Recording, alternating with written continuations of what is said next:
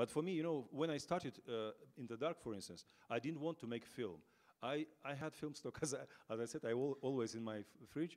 I had film stock Super 16 that time, and but I saw also TV. I saw him on TV, and the reportage about him was that, like about man who makes string bags and gives to people, and people take the bags, and when I came to him, I wanted just to film him, because for me he was very unique for Russia, very unique character for Russia. Because in Russia now, wild capitalism, you know, people just try to sell everything and to buy, you know, especially in Moscow. They think only about money, money, money, money. And this man takes gives these bags for free, in very unique character. And very strange, he wanted to be part of society.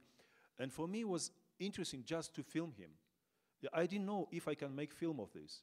Just to film for the future. Maybe I can make film or not, but that was my task and my desire also, to film him, just to capture. But then, day by day, step by step, I realized that I can make film. But when I came to his room, I saw his room was very little, and very, you know, old Soviet furniture, you know, slide and with the tapestry. Yes, no facture, you know, nothing special for camera, no good color, and very little, very not interesting at all. There is no energy inside, because for me, when I make film, many people, all directors, they cut like meaning most of all. But for me, very important to cut energy. I cut energy. I don't cut meaning, or I don't cut words or dialogues. I cut energy.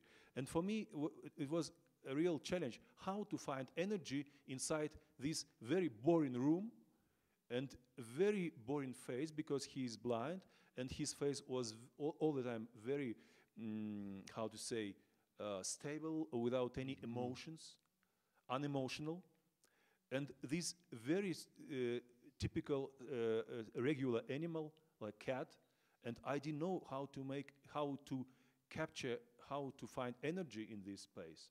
But then I realized that this is a challenge for me as for director, how to find film in such a place where there is no film at all. Yes. And then I lived with him, and I noticed that there is life there also, because there is a cat, and there is a relationship between him and cat, and I saw that this is exactly drop of dew what I'm looking for. Yes.